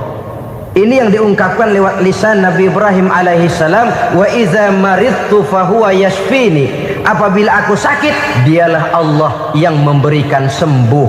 Memberikan sembuh. Jangan juga menyalahartikan ayat ini. Ada ayat begini sakit terus nekat. Udah nggak usah berobat dah, memang penyakit dari Tuhan. Ntar waktunya baik ya baik dah. Udah ampek terus dah. Orang yang berobat saja belum tentu sembuh, apalagi yang tidak berobat. Sama juga orang nggak sembahyang kita ajakin ngotot, lu juga yang sembahyang belum tentu masuk surga katanya.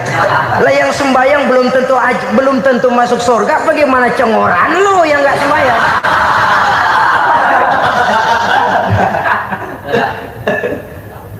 Saudara hadirin yang saya muliakan, kaum muslimin yang berbahagia. Jadi dengan demikian, maka jangan menghilangkan Allah. Kita, ajaran pokok dalam Islam adalah ajaran tentang tauhid.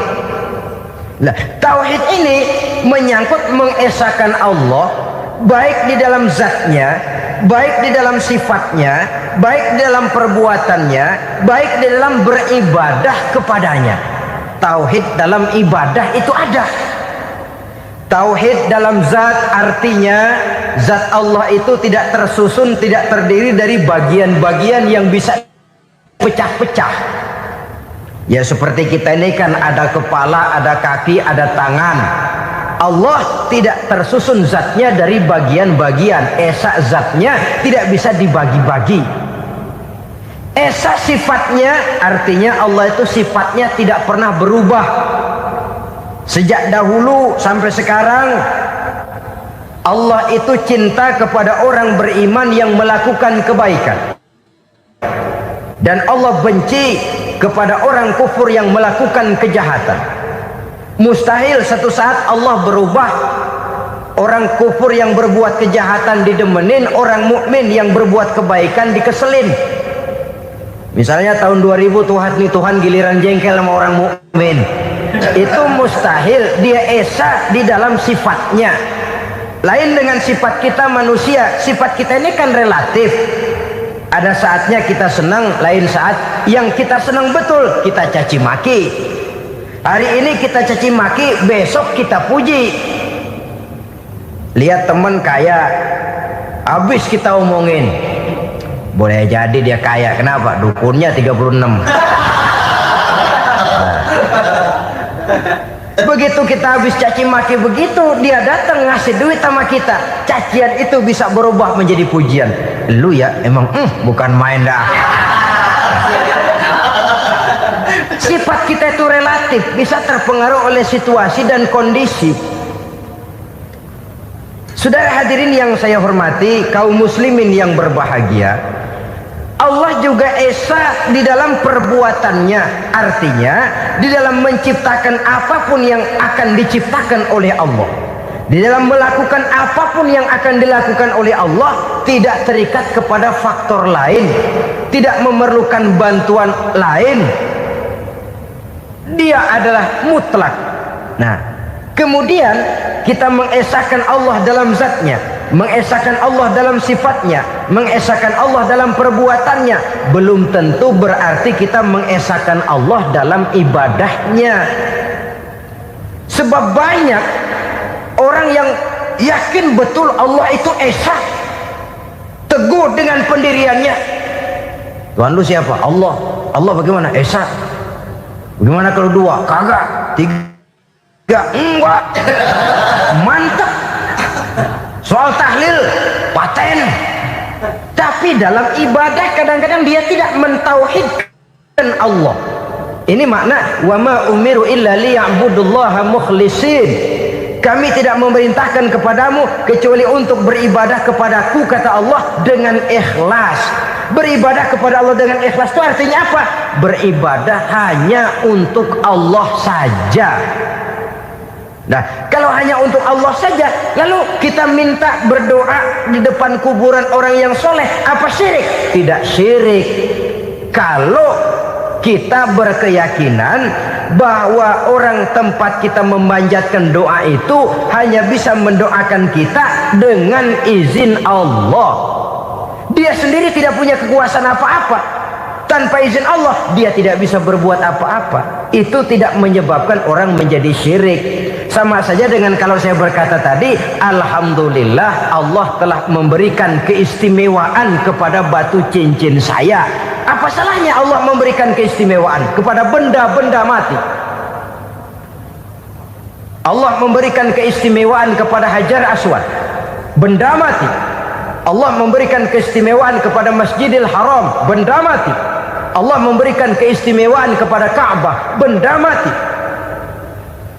Orang tawaf keliling Ka'bah, sembahyang di Masjidil Haram, sujud menghadap kepada Ka'bah, apakah jadi syirik? Tidak. Kita yang menyembah Ka'bahnya, kita menyembah yang punya Ka'bah itu. Nah, di sini kita lihat bahwa fungsi Ka'bah hanya merupakan wasilah. Tapi kalau Allahnya kita hilangkan, jadilah kita penyembah batu. Hanya saja batu itu berbentuk 4 bernama Ka'bah. Sa'i, orang yang melaksanakan haji, lari-lari antara Safa dan Marwah, amalan apa itu? Seakan-akan kita menghormati bukit-bukit, gunung-gunung. Tapi bukan itu yang kita tuju dalam pelaksanaan sa'i itu. Yang kita tuju adalah ini perintah Allah. Allahnya yang diutamakan. Maka hal semacam ini tidak menyebabkan orang menjadi syirik dan tergelincir dari tauhid. Tapi kalau ziarah kubur dengan niat cari buntutan, nomor yang cocok, ini niatnya saja sudah salah. Nah, kalau berangkat dengan niat yang salah, sampai di sana saya yakin, seyakin-yakinnya amalannya pasti salah. Lah, kubur yang diziarahin bukan kubur orang soleh. Ya mana ada orang soleh ngasih kode buntut. Ada juga orang salah. Orang soleh itu kadang-kadang dia nggak tahu kuburan siapa, nongkrong aja di situ. Memang sulit saudara-saudara, mental ya, namanya mental. Kalau memang mental sudah mental judi, apa saja bisa dijudiin. Jadi orang nggak perlu sebenarnya pemerintah terlalu gini, nggak usah, kembali saja kepada mental. Kalau mental memang sudah mental judi, apaan aja bisa dijudiin. Pulang tengah malam nabrak babi, babi yang keluar nih.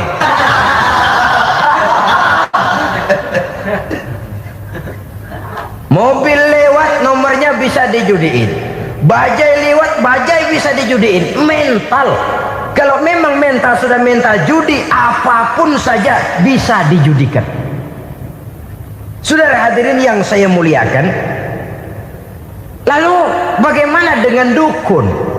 Ya, saudara hadirin, pergi ke dukun hakikatnya sama dengan pergi ke dokter. Orang berusaha melaksanakan yang namanya syariat, hakikatnya kembalikan kepada Allah. Syariatnya kita laksanakan. Tetapi, nah ini tetapi, yang pertama saudara harus tahu betul dukunnya itu bayang apa enggak, agamanya kuat apa enggak. Sebab ya tentu tidak ada dukun yang jelek, karena pada umumnya penyakit dukun itu kan nyohor, iklan lewat koleha-kolehanya. Kita bisul kecil datang, kita dukun, ini si kecil kemarin bisul kayak kelapa 5 menit baik. 5 menit padahal kemarin kagak ada yang datang. Diolah sedemikian rupanya supaya orang mantap. Jadi jangan asal sembarangan. Kadang-kadang lihat potongan dukunnya aja kita ngeri. Mukanya sudah klemot, nggak pernah tersentuh air wudhu. Jangankan air wudhu, mandi aja jarang.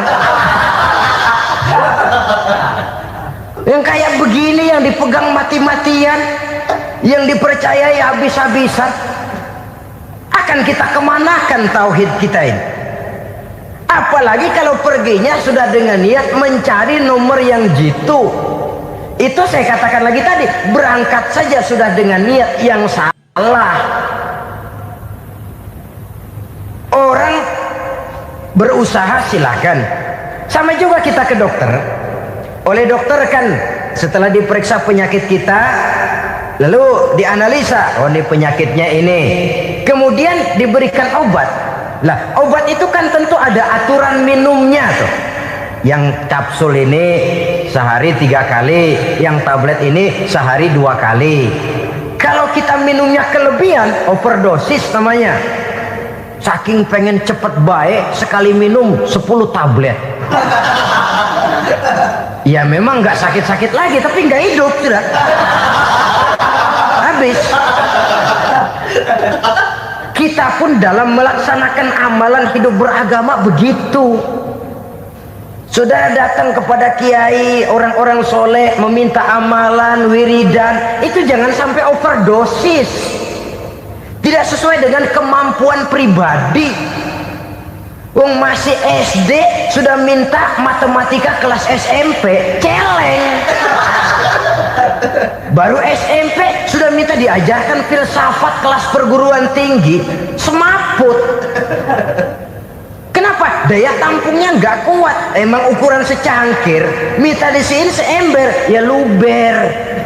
Lebihnya nggak cukup. Kenapa? Yang diberikan, yang diamalkan tidak sesuai dengan makomnya, tidak sesuai dengan kemampuan yang ada pada dirinya. Saudara hadirin yang saya muliakan, akhirnya apa? Mencelakakan dirinya sendiri, ngawur. Baru sembahyang seminggu udah ngaku ketemu malaikat. Sembahyang ditemenin malaikat lah, sembahyang baru seminggu mulain. Tuh malaikat iseng amat. Ya walaupun kalau Allah izinkan tidak mustahil, tapi kan tidak logik. Orang yang melaksanakan ibadah puluhan tahun memerlukan riyadhah dan latihan, khusyuk dan tawadhu, penuh tazallul, merendahkan diri di hadapan Allah, belum tentu mendapat karunia yang semacam itu. Saudara hadirin yang saya muliakan, jadi dengan kata lain, yang pertama, lihatlah dulu kualitas dukun yang akan saudara datangi itu. Ini kualitas black apa kualitas white, aspal apa cat putih, sehingga jangan sampai kita salah pilih. Sebab biasanya orang kalau sudah hanyut di kali, rumput pun dia pegangin. Dia tahu kalau rumput tidak akan bisa menahan bobot badannya, tapi karena posisinya posisi terjepit, rumput pun dia pegang. Ini satu gambaran psikologis betapa orang dalam keadaan panik, kepepet, kejepit, yang tidak mestinya dipegang pun akan dipegangnya juga. Walaupun dia tahu itu tidak akan bisa menahan bobot badannya, namun dipegangnya juga. Oleh karenanya, yang pertama, lihat dulu kualitas dukunnya. Yang kedua, saudara-saudara, jangan berkeyakinan bahwa dukun itulah yang memberikan permintaan saudara. Si dukun hanya bisa dengan izin Allah. Nah ini kuncinya. Kalau izin Allahnya dihilangkan, dan ini yang jarang. Bah, biasanya kalau kita diajak ke dukun, di sono aja no paten banget, abah ano, abah ini, abah ano, abah. Lah, lalu pikiran kita kan terfokus. Dikala itulah kita mulai menyampingkan Allah. Di situ yang dikhawatirkan nilai tauhid kita jadi tergoyah karenanya. Bahwa orang yang kita datangi, yang kita kenal kesolehan dan ketakwaannya, hanya bisa memberikan pertolongan dengan izin Allah. Dengan izin Allah dia doakan kita dan doanya kabul. Dengan izin Allah dia penuhi hajat kita dan hajat kita jadi terlaksana, jadi kenyataan dengan izin Allah. Sebab Allah itu memberikan keistimewaan. Ada waktu istimewa, ada tempat istimewa, ada jam istimewa. Kenapa sih sedekah hari Jumat dengan sedekah hari Kamis pahalanya kok lebih besar hari Jumat? Karena itu waktu istimewa. Kenapa untuk sembahyang sunnah dianjurkan sepertiga malam yang terakhir? Karena itu waktu istimewa. Kenapa doa di Multazam, di dekat Hajar Aswad, di Hijr Ismail, di Raudhah dikabulkan Allah? Karena itu tempat istimewa. Memang kadang-kadang ada orang berkata, kalau mau berdoa kenapa mesti di kuburan wali? Di rumah juga berdoa, Tuhan dengar. Betul, Tuhan dengar, bahkan tidak berdoa pun Allah tahu isi hati kita. Tapi soal dikabulkan atau tidak, itu hak Allah. Dan Allah memberikan fasilitas kepada tempat-tempat tertentu dan istimewa. Dan itu diajarkan oleh Nabi. Di Raudhah perbanyak doa. Kenapa? Itu tempat yang mustajabah. Artinya Allah memberikan keistimewaan kepada tempat-tempat tertentu. Dalam konteksnya dengan ini, makom para aulia, para wali, para ulama soleh, tidak ada salahnya kita berdoa di sana, bertawassul. Bukan meminta kepada si kiai, bukan meminta kepada si ulama, bukan meminta kepada si wali, meminta kepada Allah melalui tempat yang orangnya kita yakin dekat dengan Allah. Walaupun Allah tidak memerlukan perantara, itu jelas. Allah tidak memerlukan calo, memang. tapi Allah menyediakan waktu dan tempat-tempat istimewa, itu harus kita manfaatkan untuk mendekatkan diri dan berdoa kepadanya. Saudara-saudara kaum muslimin rahimakumullah, saya kembali dalam konteksnya dengan dukun yang akhir-akhir ini jadi populer karena merajalelanya judi sampai kepada desa-desa, pedesaan-pedesaan terpencil, yang akibatnya menjauhkan orang dari nilai tauhid. Padahal benar kalau orang berkata kadzabal munajjimun walau sodaku, tukang-tukang ramal itu bohong walaupun benar. Kalaupun betul, kebetulan. Itu maksudnya bohong walaupun betul, betulnya betul kebetulan. Maka para remaja itu biasanya gemar kepada membaca bintang Anda minggu ini, kan begitu toh? Nah, apa Aries, apa Virgo, apa Leo dan sebagainya, dan itu memang menarik untuk dibaca. Rezeki sebelah kulon, asmara anget. Saudara hadirin, hal yang semacam ini boleh saja untuk dibaca, tapi tidak untuk diyakini kebenarannya. Boleh saja untuk dibaca, tapi tidak untuk diyakini kebenarannya. Karena meyakini kebenarannya sama saja dengan mendahului Allah. Dan itu bisa menggelincirkan nilai-nilai tauhid kita. Tauhid dalam ibadah, saya katakan tadi, menyembah hanya kepada Allah, bermohon hanya kepada Allah dengan menggunakan fasilitas-fasilitas yang disediakan oleh Allah, baik berupa waktu maupun tempat-tempat tertentu dan orang-orang. Ya, kalau waktu dan tempat saja ada yang diberikan keistimewaan oleh Allah, padahal tempat itu benda mati, apalagi manusia yang merupakan makhluk hidup. Saudara hadirin yang saya muliakan, saudara-saudara kaum muslimin yang berbahagia, sehingga dengan demikian kita tetap menjaga nilai-nilai akidah, dan dengan ini syariat kita laksanakan tanpa membuang hakikat. Sebab hakikat tanpa syariat itu kosong. Syariat tanpa hakikat juga tidak ada tujuan. Yang penting hati bersih, nggak sembahyang nggak apa-apa. Mana bisa begitu, Mas? Kalau memang hati bersih nggak usah sembahyang nggak apa-apa. Nabi Muhammad dulu berhenti dong sembahyang. Sebab beliau orang yang hatinya paling bersih. Nah, orang yang hatinya paling bersih saja sembahyang yang nggak berhenti, masa kita lalu mau berhenti? Yang penting kan kita bisa dekat dengan Allah melalui perasaan, banyak-banyak ingat. Apa itu sembahyang? Macam-macam. Itu hakikat saja tanpa syariat ya tidak bisa. Syariat saja tanpa hakikat juga gerak lahir yang tanpa roh namanya. Kita melakukan sholat tapi kita tidak tahu untuk apa kita sholat dan kenapa kita sholat dan siapa yang kita sembah di dalam kita sholat. Sehingga dengan demikian keduanya tidak bisa terpisahkan satu sama lain, seperti halnya kulit dan isi. Barangkali pernah saya ingatkan, kulit penting, isi pun juga penting. Hakikat penting, syariat juga penting.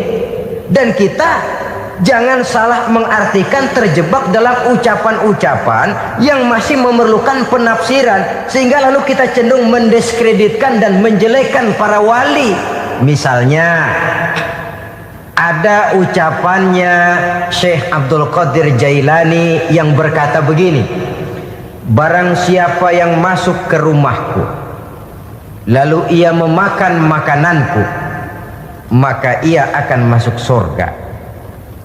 Ini kalau ucapan ini dipahami secara apa adanya, ya jelas orang bisa tergelincir. Tapi kalau ditafsirkan secara betul, siapa yang masuk ke dalam rumahku? Di mana rumah Syekh Abdul Qadir? Di mana umumnya rumah para wali? Di masjid. Jadi siapa yang masuk ke dalam rumahku? Masjid. Lah kalau sudah di dalam masjid, makanannya apa? Getuk. Tentu saja Ya tidak. Kalau sudah di masjid itu ya makanannya ya wirid, zikir, tahajud, baca Quran, paling kurang i'tikaf. Jadi siapa yang masuk ke masjid lalu dia sujud, wirid, zikir, ya jelas saja surga. Jangan membaca ucapan ini lantas rame-rame nyari bekas rumah Syekh Abdul Qadir. Rame-rame masuk ya rumah kecil. Saudara hadirin, kita terlalu terpaku kepada materi ucapan dan melupakan filsafat daripada ucapan itu sendiri. Dalam kondisi yang sedemikian sangat boleh jadi orang lalu tergelincir karenanya. Oleh karena itulah saudara-saudara, saya kembali kepada satu prinsip, bahwa sebenarnya dengan tidak perlu menyalahkan pihak-pihak lain, mari kita kembali kepada sikap mental kita sebagai muslim. Kalau mental memang sudah mental penjudi, apapun bisa dijudikan. Tapi kalau mental itu tidak ada, walaupun di kiri kanan dan depan belakang banyak dibuka tempat-tempat perjudian, saya yakin kita akan mampu menahan dan menjaga diri. Sikap mental inilah yang memerlukan pembinaan dari kita semua. Sehingga dengan demikian kita akan menjadi pribadi-pribadi yang bisa bertahan dari segala gempuran-gempuran yang datang dari luar karena adanya prinsip ketahanan mental itu tadi. Sekali lagi saya ingatkan bahwa judi selamanya tidak akan pernah mendatangkan kebahagiaan. Judi tidak akan membuat orang menjadi kaya. Judi tidak akan membuat orang makin akrab berteman dan bersaudara. Yang jelas judi melahirkan permusuhan dan dendam, membangkitkan rasa malas, memulukan angan-angan tanpa mau peras keringat dan banting tulang, melalaikan orang dari tanggung jawab dan kewajibannya, membuat ia lupa kepada anak, istri dan seluruh keluarganya, dan pada akhirnya dia akan terjebak dalam satu permainan yang makin menjauhkan dia dari proses kesadarannya sebagai manusia. Sebagai uraian penutup, marilah kita renungi firman Allah dalam Al-Baqarah ayat 208. A'udzubillahi minasyaitonir rajim. Ya ayyuhalladzina amanu dukhulu fis silmi kafah wa la tattabi'u khutuwatis syaitan innahu lakum aduwwum mubin. Hai orang-orang yang beriman, masuklah kamu ke dalam keselamatan. Masuklah kamu ke dalam Islam secara keseluruhan. Jangan kamu mengikuti jejak-jejak setan, karena setan adalah musuhmu yang nyata dan jelas. Judi termasuk jejak-jejak yang ditinggalkan oleh setan untuk diikuti oleh kita agar kita mendapatkan kesengsaraan baik di dunia, lebih-lebih di akhirat nanti. Semoga Allah selamatkan kita, Allah selamatkan seluruh bangsa kita dari penyakit-penyakit judi yang melahirkan efek-efek negatif dalam kehidupan. Terima kasih atas perhatian saudara. Mohon maaf atas segala kekurangan. Usikum wa nafsi bitaqwallah. Wassalamualaikum warahmatullahi wabarakatuh. Waalaikumsalam warahmatullahi